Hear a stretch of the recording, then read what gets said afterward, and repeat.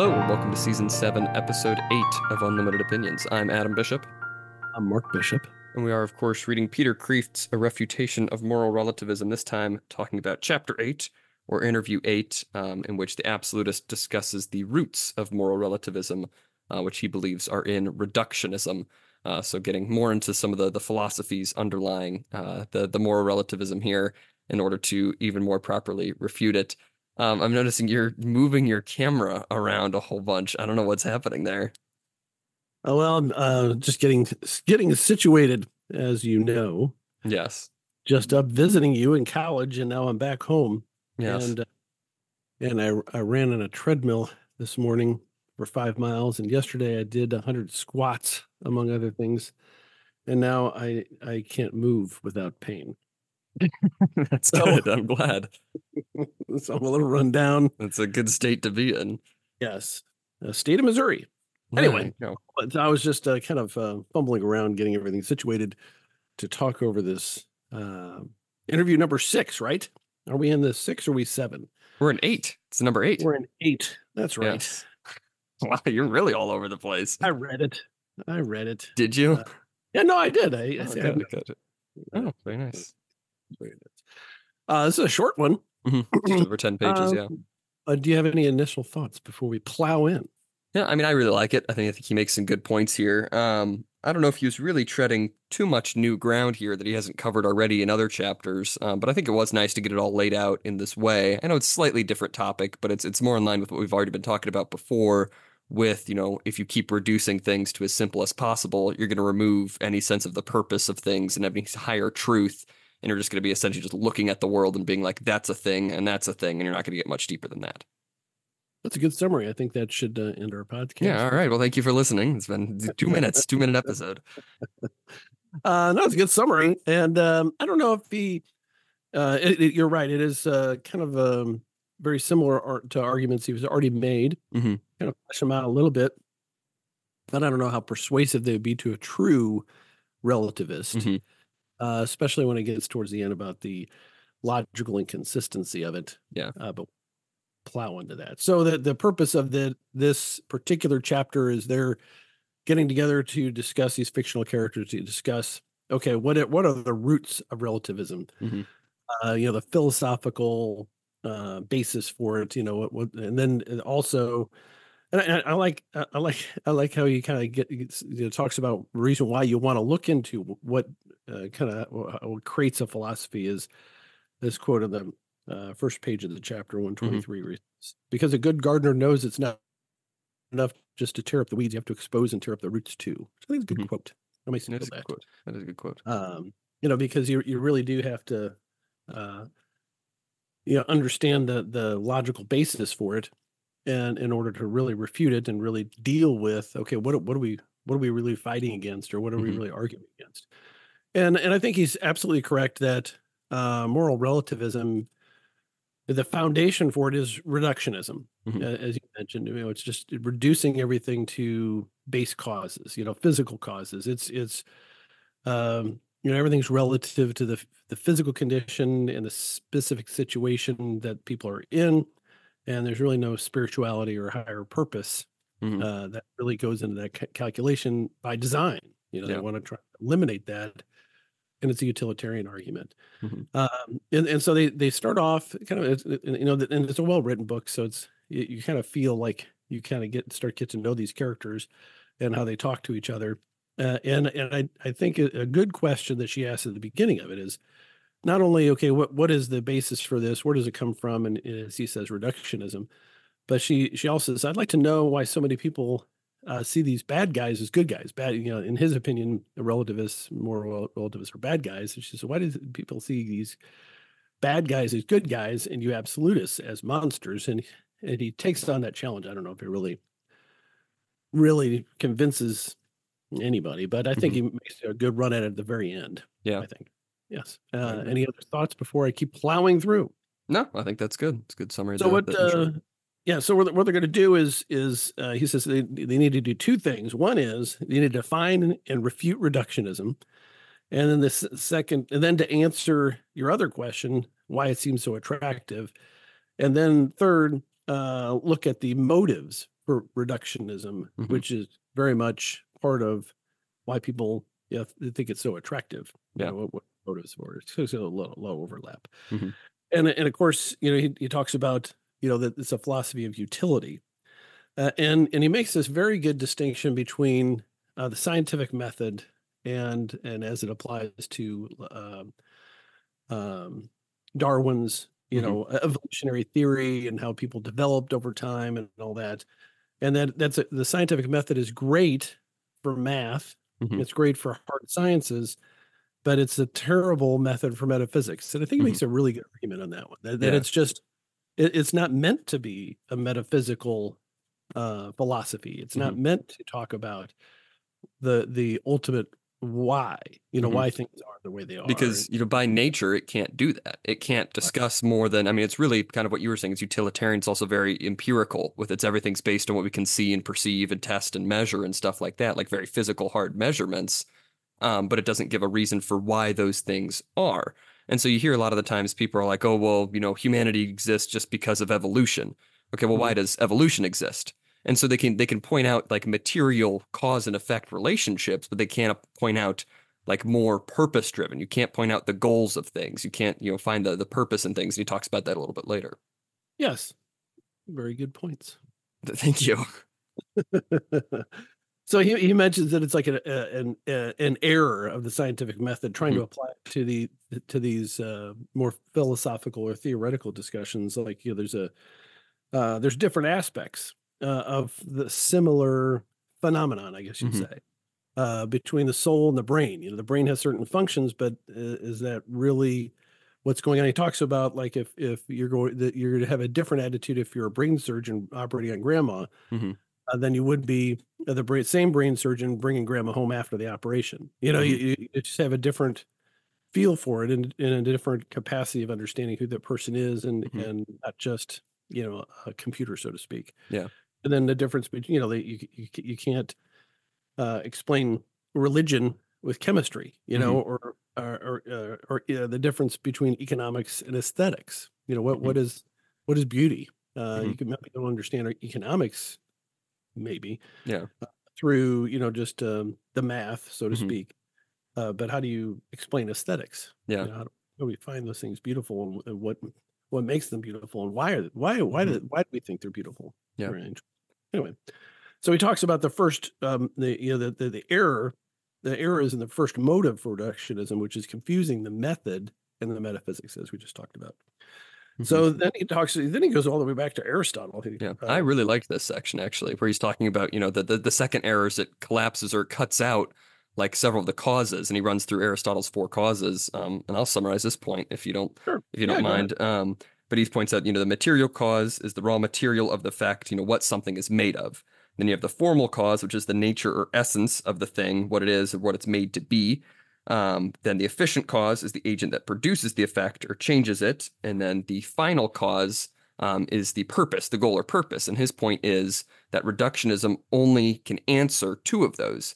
It can only answer material and efficient causes. It can only explain what something is in the process that made it, but it cannot explain the nature of the thing or the purpose of the thing existing. So you're cutting out two of the core components of understanding like reality, of understanding the world. You can explain something like the material uh, like existence of it, but you can't explain what it's for, which I think is a very good point. Yes, and he goes a step further than that. It's not that they can't explain it; is they don't even accept it. That Hmm. reductionism doesn't it accepts only the material Hmm. cause and efficient cause, but will not even talk about Hmm. or accept as real the final cause. Yeah. The purpose or the effect or the motive. And I think that is a really compelling argument against this reductionism and this philosophy of that we're all just physical beings, like ants in a very complex anthill. Well, that's what they really think. That's true. Um, so anyway, and then he mentioned Socrates, Hmm. and why the famous exchange between Socrates and his friends, where they bribe the guards, Hmm. and I always wonder if they regret doing that because they bribe the guards, but then he doesn't escape, Yeah. and like, I wonder how much they paid. Mm. And would they be mad at him for that? You could have told us You were not going to escape no matter Mhm. how much we paid these. Anyway, that's an aside, I think, if Yes, Socrates. that's all right. But anyway, the point of it is not the expense of the bribes, but that he decided not to go, and he didn't decide not to go just because of some physical cause. It's because you have to understand his final cause, which is the purpose of him staying there, which Mhm. was to prove a point that you shouldn't escape judgment if you believe in that system of laws, Mhm. and you should accept whatever the judgment is of the society in which Yeah. um, you voluntarily participated in. I guess Mhm. part of the argument. Yeah, and I like how he mentions that like Socrates brings up that concept itself. Like he's citing, earlier philosophers, Anaxagoras is like the one he points out, the ones who only spoke of material causes. There's no reason, according to material causes, why Socrates would remain sitting there in the jail cell. Right. There's no force holding him down anymore. He could leave. And so that Yes. reductionist doesn't explain that. It's like what you said, you have to understand, the things that reductionism cuts out in order to understand, why that was a just thing to do or why he would even intend to do that in the first place. Right, because you would expect that somebody would have a instinct for survival, so to speak, Yeah. or overcome that sort of uh, purposeful uh, acceptance of death sentence. hmm And then he took poison, didn't he? Isn't that Yeah, it how was he died? hemlock, drank hemlock. I wonder what that tastes like. Probably not I great. guess I'll never know. I don't know. I guess I don't know. Um, I guess you could take a small dose. I Like, mean, could you? maybe I wouldn't recommend it. No, I don't. It's a plant-based thing, right? Yeah, Anyway. yeah, it's a plant. All right. Sorry, I went off on a little tangent there. And they talk about the scientific method. I don't know, like he talks about how these reductionists and how the ancients got some things right that the modern people don't, even with the scientific method. hmm And he talks about the ancients. Let's see here. They tried to do science by using a philosophical method, and you're trying to do philosophy by using the scientific method. The same confusion in reverse. I thought that hmm was a really good point. Yeah. Because the ancients were trying to come up with some sort of philosophical theory behind how everything works, as opposed to the scientific method, which is observe and try to replicate hmm and in a very matter of fact way. And so they got that wrong, but they more or less got a lot hmm of the other philosophical principles at least accurately described and Yeah. considered. hmm Yeah, Yeah, interesting. I think that sort of approach is also like a problem. I've been thinking about this in terms of academics. Right before we started recording, I was writing an essay for a scholarship that's Mm. supposed to be about how a liberal arts education is connected to a free society. It's for the ISI scholarship I was telling you about, the conservative like intellectual organization, which is a great group. But I've been thinking about this. I've kind of been using this book, kind of going along with that. But I think one of the problems with academia is that it's completely full of reductionism. Mm. And like a lot of students, if you're ever talking about, any controversial topic, it's always, okay, well, what's your source for that? What's your data for that? And it's like, even Yeah. if you're making like a reason based, just like logical argument, and like, well, it's just, I've just thought about it. And it's like, well, you can't rely on that. You have to have sources. You have to have data. It's that sort of attitude Right. that I think is really common now, and I think that's what a lot of the modern education system teaches, even in like liberal arts programs, where it's not even just like pure science based classes, where it's supposed to be like informing reason and stuff, and logic and everything, but it's really just, well, you need to have an academically approved source for any opinion that you hold. It's that sort of approach. Yes.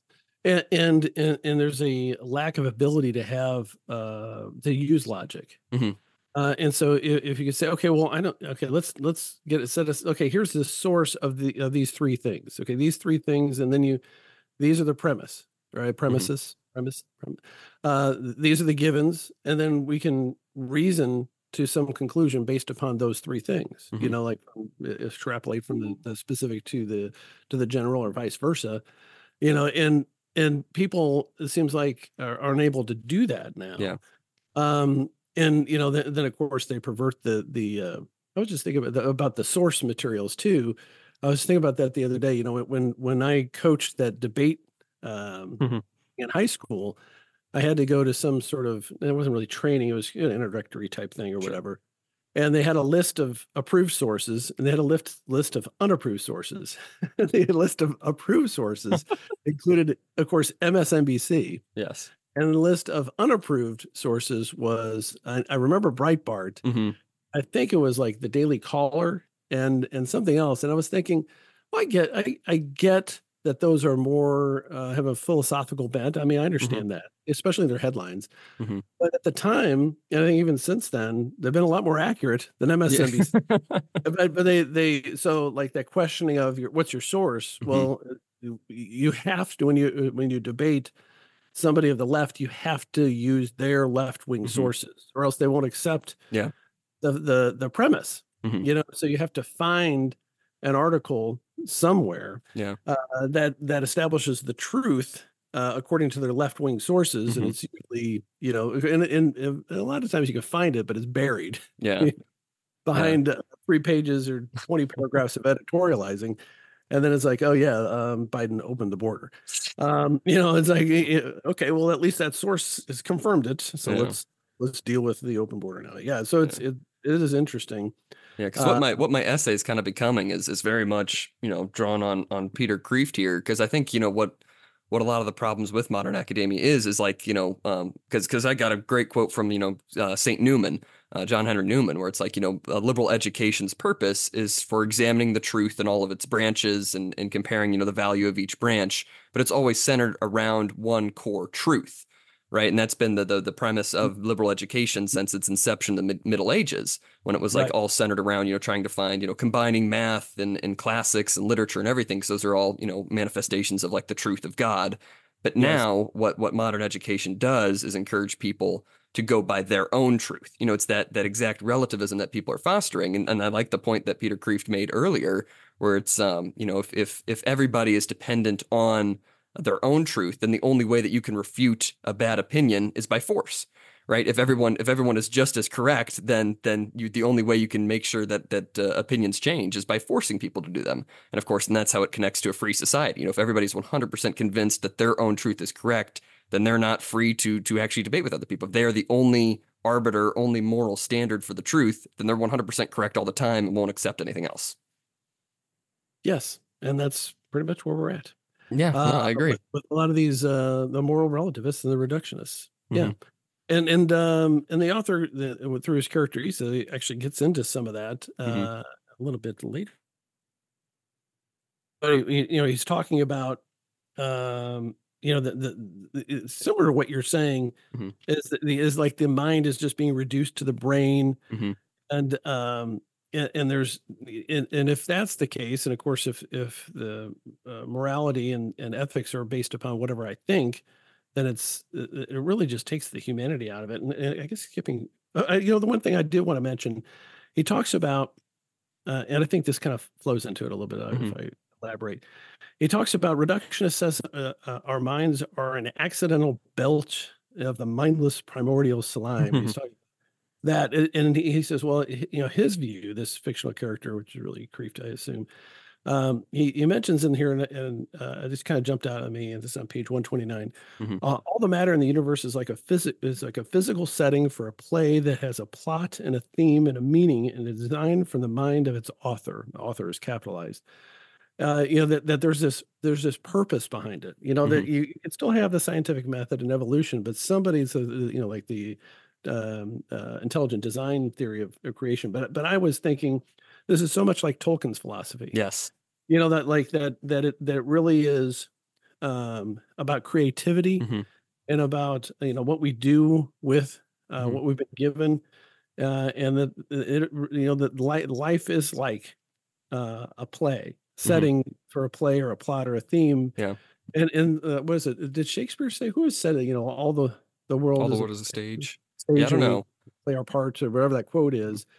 And and in some ways it kind of reduces you just to the role that you've been assigned. But I Hmm. don't really view it that way. I view it that we all have our role to play in this creative Hmm. endeavor, which is life. Yeah. Like we're creating it and we're writing it too. Hmm. You know.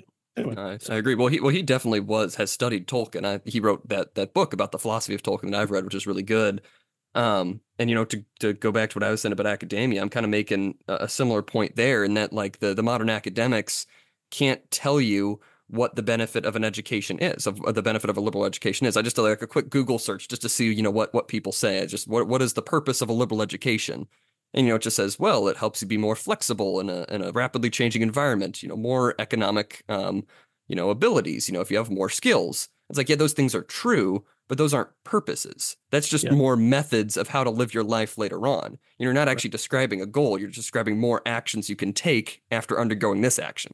It's just completely devoid Yes, of any sense of purpose. yes. And then skipping ahead his argument about how it's just a bad philosophy. Hmm. Why you don't want to follow it? 133. He says it's inhuman. It's Hmm. just it's human happiness, of hope, of wisdom, of morality, even of survival. And then he says further down, a society that believes in nothing worth saving for beyond mere survival will not survive. Hmm.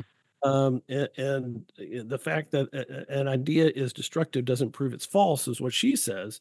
But he says, but there's no compelling proof that it's true. And the realization that the idea will make me happy, wicked, shallow, despairing, or dead is a very good reason not for believing it. So it's almost like a concession that you can't prove it's not the moral relativism as a reductionist theory is not true. I don't know that he claims that he proved it's not true, but he certainly made a very good case that without the purpose Hmm. of life, which you can't have with moral relativism, there's no overarching purpose, even individually. Hmm. It really is dehumanizing Yeah. and dispiriting. And I think that flows into what you're talking about. What's the point of having a liberal arts Mhm. education? Well, you can be a better conversationalist. Yeah. You can understand things better, but for what purpose? Hmm. You can put things in a historical context, but Hmm. why? What, Yeah. what is it? What difference does it make? Hmm. As Hillary Clinton would say. Yeah. Yeah. And it's true. It's a Yeah. reductionist argument. Yeah. It's What it's difference completely. now would it matter that this guy got murdered? Yeah. It doesn't make any Hmm. difference. And that's a complete moral relativist point of view. Hmm. She's, I mean, she's right in her wheelhouse. Yeah, because I mean it's completely missing, the point that, Newman makes or, hundreds of years of philosophers have made before that, and the entire point of the education system before. What's to find the truth. That is one Yes. of the benefits of the liberal education is you can look at the truth from multiple perspectives. It's not coming up with your own truths based on like a variety of different experiences. I think that's the difference now where people Yeah. look at it is like you can inform your truth. It's all based on the personal truth. And by having more experiences, your truth would be more fleshed out rather than having a better understanding from multiple perspectives of the eternal truth, if that makes Yeah. sense. It's like backwards, very backwards. Right. Right. Right.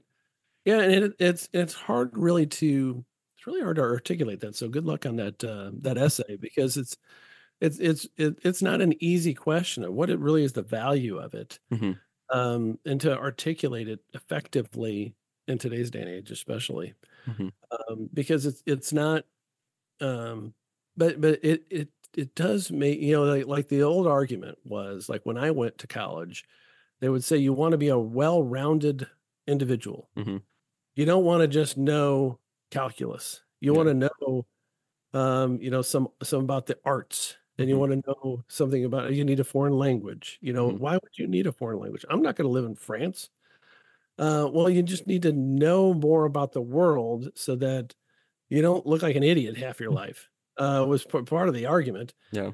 But it's also so that you can recognize things as you go forward. Hmm. You can recognize themes, historical themes, and appreciate things, Hmm. and a certain general foundation of knowledge, and you build on that in your specialty.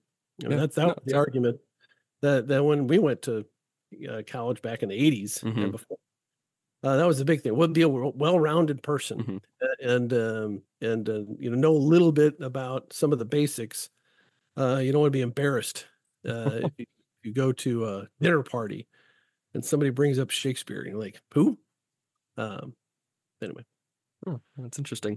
or how? Um, Or who's that? Anyway, I do like what he says, kind of going back a couple pages from where you were, but on yes. 131, when he's talking about That he prefers expansionism to reductionism, that we should be expanding our view. We shouldn't be looking for the simplest, but we should be looking for complexity in a way. We should be looking at what is beyond just the very physical things that we see. And I really like the quote that he says. He says, expansionism is more reasonable. And then he's asked why. He says, because reductionism tries to explain Hamlet by counting the syllables. Expansionism explains the syllables by Hamlet. Reductionism tries to explain the cathedral by its stones. Expansionism explains the stones by the cathedral. So it's a very much more holistic way of looking at it. You're not just looking at, okay, here's the basic building blocks, and that's all. That's all there is to this. But it's looking at the big picture first, and then seeing how it's constructed. You have to have an idea of that final cause, of that final form of the thing, in order to understand, its constituent parts. Yes, I had that paragraph circled as well. Oh, there you go. Great minds think alike. So then, right after that, he says he has two refutations, a logical and a practical one. I think I already talked about the practical one, Mhm. right? Which is, if you believe in that, the reductionist and moral relativist philosophy, that you're gonna be a loser.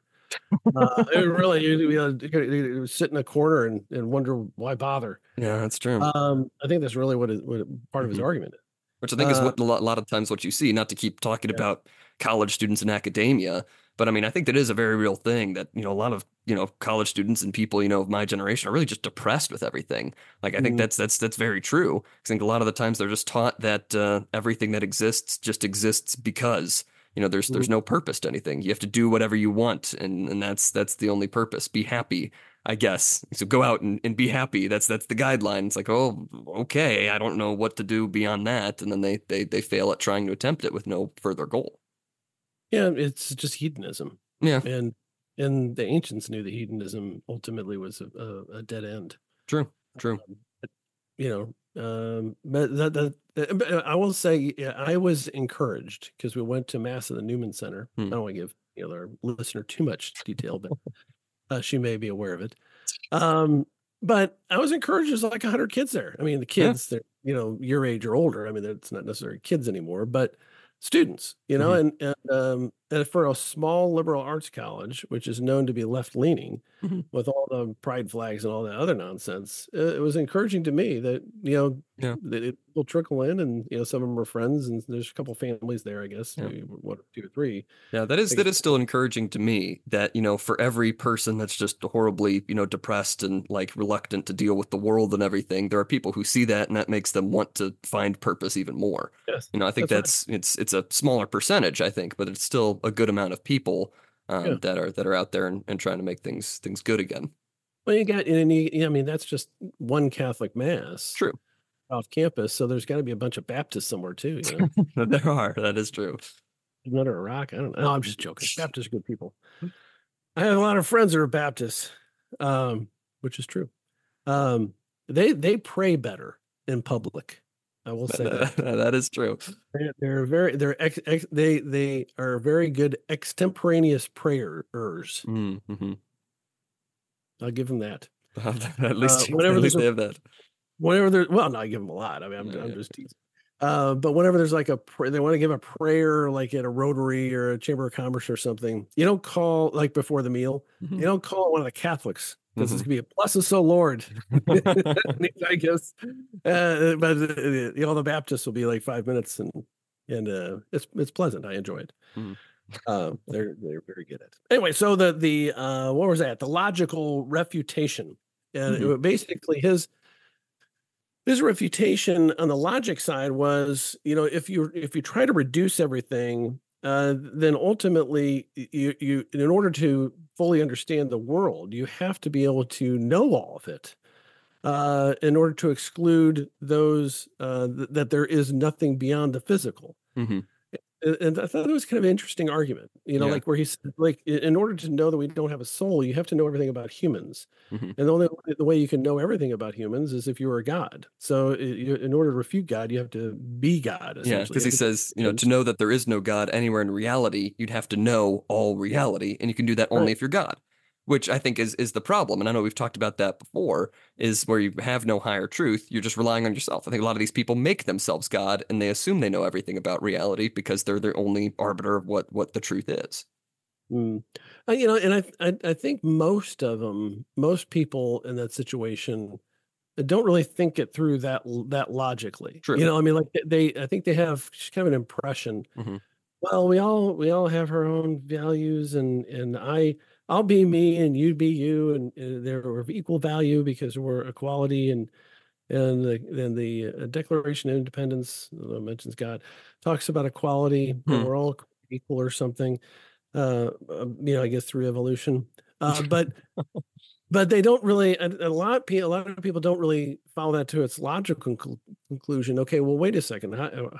What's the point of all this? I think a lot of people go about their day-to-day life without evaluating these things. And that is another value of a true liberal arts Hmm. education. You have to take some sort of history of philosophy or some sort of introductory philosophy, or more appropriately logic.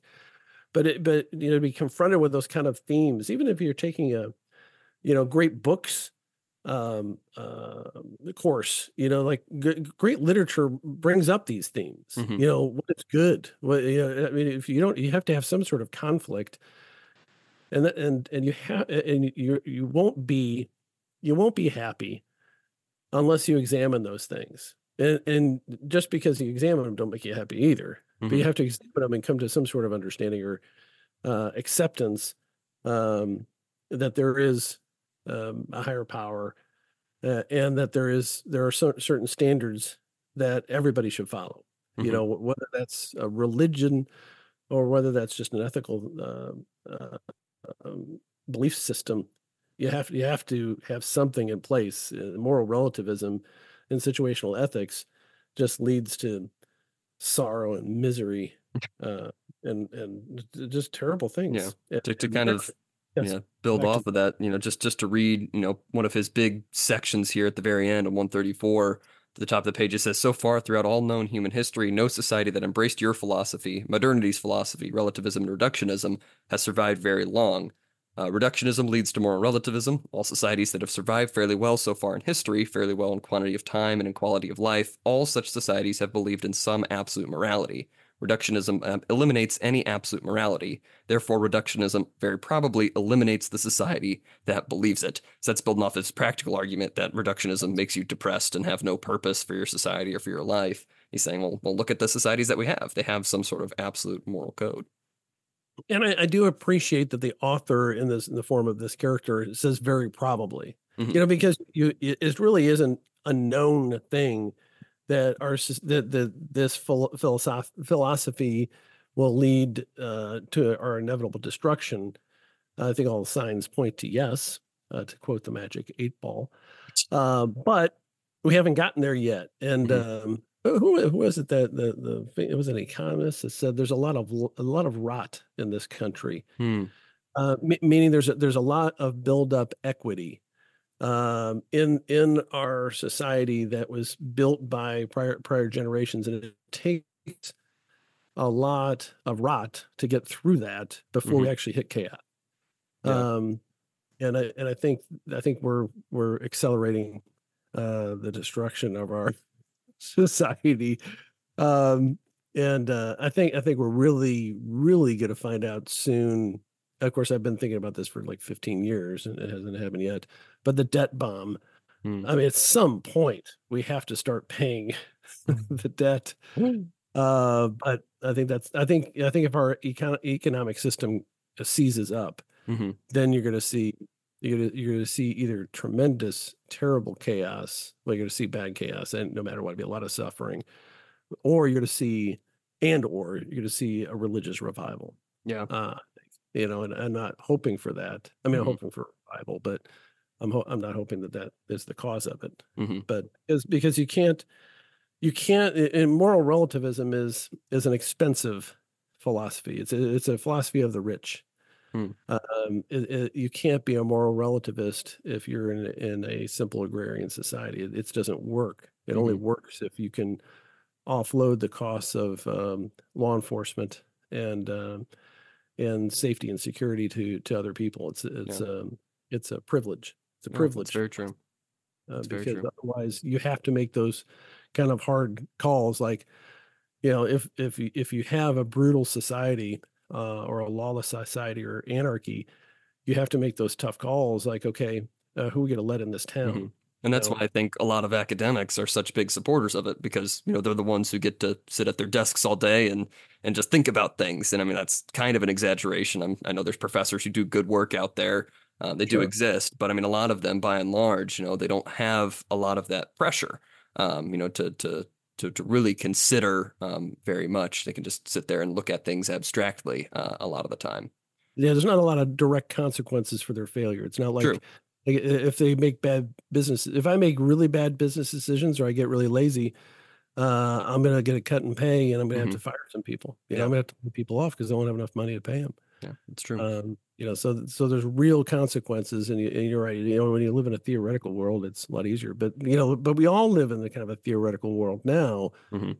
I'm talking about like if the society starts breaking down, you are going to have gates at major towns, even Hmm. small towns. And you're going to have to say, no, you're not coming in. Yeah. But it's scary out here. These people are marauding gangs. I'm sorry, we can't take you in. Yeah. I mean, and those are, or we're going to take you in, and then you have consequences for that. So right Hmm. now, we don't have that because we have social services and all that kind of stuff. Hmm. So it's a cheap philosophy that we can afford now. Hmm.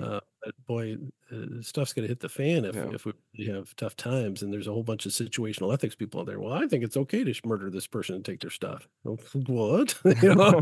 How does that rule apply to me? Yeah. I guess you really like my stuff too. Uh-oh, I better kill you first. Yeah. Uh, Exactly. it's a gateway to anarchy. Yes. Well, I think Anyway, that's a very uplifting note, I think, to wind things down on, both because we're at the end of the chapter and because we have 2 minutes left in the Zoom call, because we're yeah, not on your account this time, which has the paid unlimited meetings. I Um, kind of like this deadline looming above my head. that's So I got to yeah. talk it down. Or it was like it's kind of like on the radio show where I have to talk down to a commercial. Like Mm-hmm. oh, I got a minute left, we got 10 seconds left. Huh? There you Okay. go. All right. Well, do you have any other final thoughts that you could talk about in 1 minute and 54 seconds?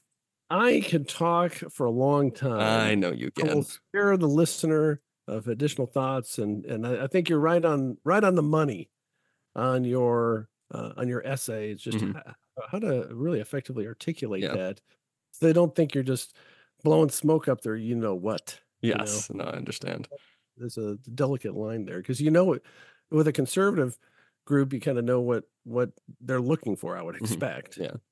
So you want to be able to put your voice on it and not sound cheesy or just trying to say something they don't. True. They think you're just trying to feed them a line, so to speak. Yes. All right. Well, I think with that, you can, of course, follow us on Twitter at ULMTD Opinions. But this has been season 7, episode 8 of Unlimited Opinions. I've been Adam Bishop. Still Mark Bishop.